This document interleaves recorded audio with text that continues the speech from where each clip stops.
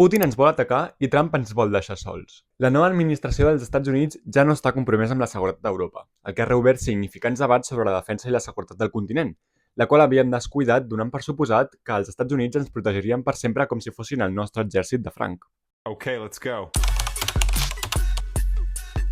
Aquesta posició, sense lloc a dubtes, ha portat molta crítica, no només cap al rearmament, vist per part dels pacifistes com un acte d'agressió, sinó també pel propi Donald Trump, que si bé deu veure positiu el fet que ens posem les piles amb la nostra seguretat, no li agrada el to que ha agafat envers la dependència del país americà. I és que la clau del rearmament europeu precisament és deixar de dependre dels Estats Units en un sector on aquest país tenia molt poder de xantatge per aconseguir interessos nacionals propis, com l'augment de la despesa en defensa, que fins ara significava gastar més diners en la indústria de defensa americana, perquè l'alternativa, l'europea, era pràcticament un zero a l'esquerra. Ara, però, el pla de rearmar-se també significa impulsar la indústria de quilòmetre zero i, per tant, tallar significativament les importacions dels Estats Units, cosa que a Trump no li agrada. Els pacifistes, per la seva banda, veuen el rearmament europeu com un acte d'agressió, però si em permeteu, l'únic acte d'agressió que hi ha hagut a Europa en els últims anys ha sigut la invasió de Rússia sobre territori sobirà ucraïnès. La idea del rearmament no és provocar Rússia, sinó fer-li veure que no ens pot atacar i sortir-ne indemne. I és que quan un país ataca un altre és clarament perquè pensa que ens sortirà enfortit. La idea del rearmament és precisament fer veure a Rússia que no pot atacar la Unió Europea i sortir-ne victoriós, allunyant així la idea de la invasió a la Unió Europea de la mentalitat russa. I per qui digui que no té pensat atacar-nos, ja són múltiples els serveis d'intel·ligència que han confirmat que els plans del líder rus passen per atacar territori sobirà de la Unió Europea d'aquí a 5 anys. Fins ara, l'extrema dependència militar en els Estats Units havia impedit obrir el debat de la defensa europea. Però ara, sense els Estats Units, no té sentit tenir 25 o més exèrcits, ni tampoc és pràctic. És hora, per tant, de revisar el concepte. Ara, però, veig preocupat com el debat del rearmament europeu se centra purament en el finançament i no en el veritable problema estructural de la defensa europea, la fragmentació. Actualment, cada estat té un tipus diferent d'aviació, de jets, etc. És a dir, no utilitzem els mateixos instruments. Això significa que, si volguéssim cooperar i operar amb el material d'un altre país, hauríem d'aprendre, de nou, a fer-los funcionar. Bàsicament, els exèrcits actuals no estan per defensar Europa, sinó per recolzar els estatunidencs en fer aquesta tasca. És bo que Europa pensi en el finançament, però també hauria d'anar més enllà quan parlem de reformes i d'integració de les forces europees. És a dir, el major salt en la defensa europea no implica necessàriament gastar més, sinó invertir millor. Invertir junts.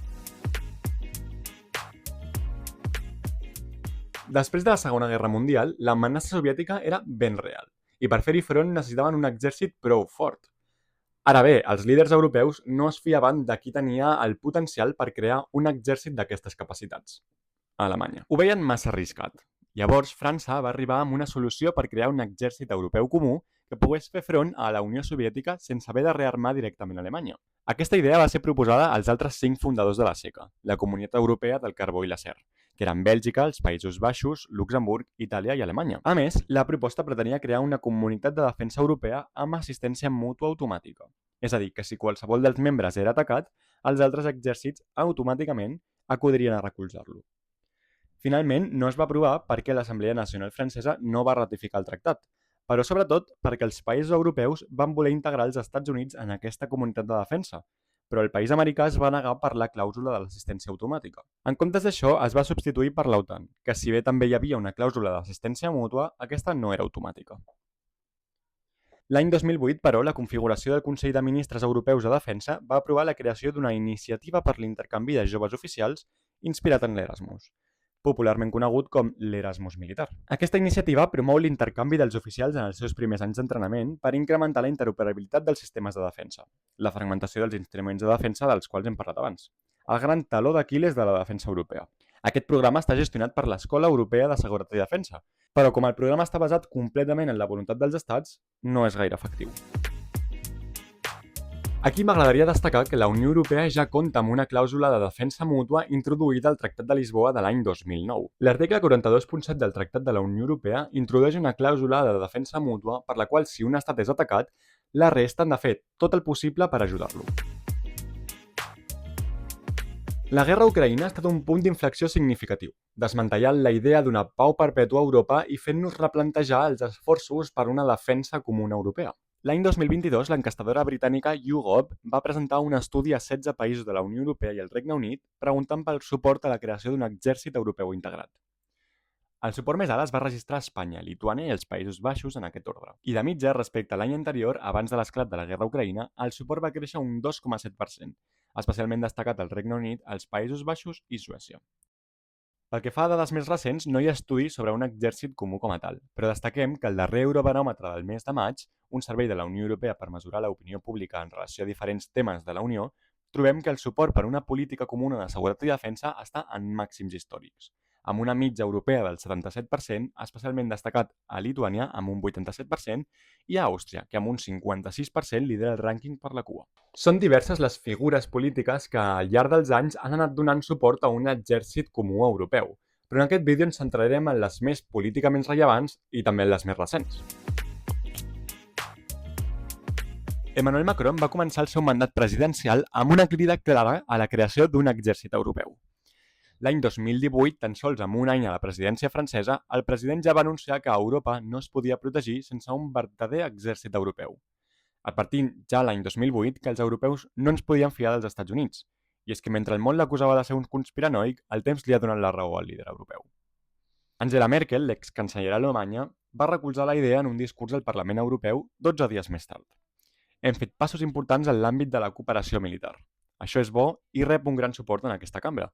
Però també he de dir, veient els esdeveniments dels darrers anys, que hem de treballar en una visió per establir algun dia un veritable exèrcit europeu. Uns anys més tard, amb l'esclat de la guerra a Ucraïna, la idea va tornar a sobrevolar a taula. El president ucraïnès, Volodymyr Zelensky, va ser el primer en demanar portar la proposta a l'acció. Crec fermament que ha arribat el moment de crear les Forces Armades d'Europa. Fins i tot Pedro Sánchez, en el que va d'any, ja ha recolzat la idea fins a 2 vegades.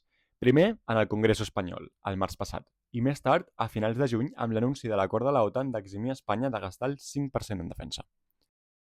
Però, personalment, una figura que crec que està sent cabdal en el suport a aquesta idea és Andrius Kubilius, el comissari de Defensa i Espai de la Unió i exprimer ministre lituà, tot i que ha negat que el pla estigui a l'agenda de la comissió, ha recolzat diverses vegades l'establiment d'una defensa comuna europea, així com té un paper central en la promoció de la cooperació industrial en defensa i la reducció de la bretxa de capacitats de defensa. Ara bé, lluny de ser una força única, la defensa europea podria veure's més com una força híbrida. Primer, la base de defensa europea seguirien sent els grans exèrcits nacionals: França, Polònia, Alemanya, Itàlia, Grècia o Espanya, i fins i tot el Regne Unit, si vol, que tenen unes forces fortes i unides. Tot i així, l'objectiu seria que aquestes forces poguessin treballar el més unides i coordinades possibles, tot mantenint aquests països la sobirania completa sobre el seu exèrcit. Això implica comprar conjuntament per aprofitar les economies d'escala i fins i tot entrenament conjunt. Bàsicament, seguíem el pla de rearmament i preparació 2030 actual. Això sí, aquests països també haurien d'acceptar que la Unió pogués reclutar voluntaris que no volguessin formar part dels seus exèrcits nacionals, però sí de l'europeu, per formar la força militar pròpia de la Unió Europea. Aquests països, però, també haurien de contribuir econòmicament a l'exèrcit europeu, aportant, com a mínim, un 1% del seu PIB. Segon, la Unió hauria de crear una força militar comuna, que no pertanyés a cap estat, sinó a la Unió col·lectiva. Aquesta força no estaria formada per soldats dels estats, sinó per soldats europeus. Per fer-ho, la Unió hauria de reclutar voluntaris per tot el territori. A més, la Unió podria oferir salaris competitius, sobretot atractius per les regions més pobres. Els oficials es podrien reclutar dels exèrcits ja existents, així com fa el Servei Europeu d'Acció Exterior, que ja recluta dels diferents serveis diplomàtics europeus. Per tant, l'exèrcit europeu podria estar format per 2 vies. La primera, els estats que ho consideressin podrien conservar el seu exèrcit a la vegada que porten soldats a l'exèrcit europeu. O bé, podrien integrar completament el seu exèrcit nacional dins de l'exèrcit europeu, quedant-se una força semblant a una guàrdia nacional o reservistes per reaccionar a les crisis i al desordre, però no als conflictes militars. L'acord seria que els països podrien gastar menys en total en defensa, ja que en conjunt el finançament seria molt més eficient. Ara bé, qui estaria a càrrec? Les primeres opcions que se'ns acudeixen, suposo, són el Parlament Europeu o la Comissió Europea, però segons els tractats actuals no tenen les competències per fer-ho. Per tant, estarien descartades.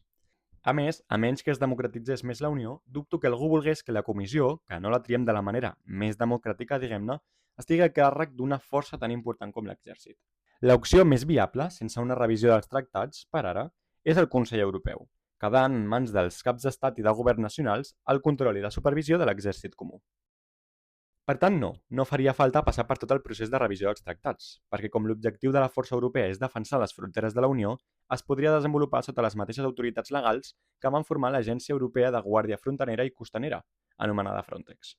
Europa, sobre el paper, té 2 milions de personal uniformat i gasta aproximadament 338.000 milions de dòlars anuals en defensa, suficient per dissuadir Rússia i convertir Europa en una potència militar. Però les xifres en paper no coincideixen amb la realitat, i és que els exèrcits d'Europa són molt inferiors a la suma de les seves parts. Per tant, l'objectiu d'una força armada europea és reduir el nombre d'exèrcits, minimitzant la duplicació i el malbaratament i creant una força armada més cohesionada i més capaç. Els beneficis d'un exèrcit comú són clars.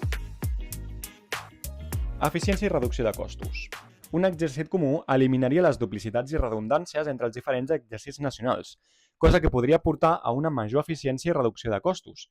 Per tant, facilitaria la coordinació i la interoperabilitat de les forces militars, millorant la capacitat d'una resposta conjunta. És a dir, la importància no és quants diners s'investeixen, sinó com es fa. Si cada estat deixa de comprar individualment diferents armes, conjuntament ens podríem beneficiar de costos més baixos i, per tant, caldria invertir menys en defensa, el que deixaria més part del pressupost per invertir en serveis socials com l'habitatge, l'educació o la sanitat. Major poder militar. La combinació de recursos i capacitats podria resultar en una força militar més potent i capaç de respondre a amenaces globals de manera més efectiva. Un exèrcit comú europeu podria defensar efectivament el territori europeu, que amb la marxa de les forces estatunidenques es quedarà dèbil davant les amenaces futures. L'objectiu d'integrar les forces militars no és provocar la guerra, sinó defensar el nostre territori davant un sistema internacional cada dia més individualista i més bèl·lic. Un exèrcit comú milloraria la seguretat col·lectiva dels estats. Major influència geopolítica. Una força militar unificada podria augmentar la influència de la Unió Europea en l'escenari geopolític mundial, permetent-li tenir un paper més actiu en la resolució de conflictes i a la defensa dels seus interessos. L'exèrcit europeu es col·locaria en segon lloc d'entre els més poderosos del món. Segons el finançament, de fet, es col·locaria per davant de la Xina i Rússia i darrere dels Estats Units. A més, reduiria la dependència dels països europeus de l'OTAN i dels Estats Units, proporcionant una major autonomia estratègica. Desenvolupament tecnològic. La col·laboració en recerca i desenvolupament militar podria accelerar la innovació tecnològica i millorar les capacitats militars. El debat sobre l'exèrcit europeu està més viu que mai, i personalment penso que ara és el moment més idoni per seguir avançant en la integració política del continent. Un exèrcit europeu ens convertiria sense cap mena de dubtes en una potència internacional, amplificant la nostra veu i protegint-nos efectivament dels perills d'un món canviant. Aquest vídeo no hagués estat possible sense la base teòrica que m'han ofert tant l'article del Centre d'Estudis Estratègics Internacionals com el vídeo del EU Made Sample que tracta sobre el tema. I tu què en penses? Si has arribat fins aquí, comenta la teva opinió als comentaris i no oblidis subscriure't i donar-li a m'agrada per seguir recolzant el canal.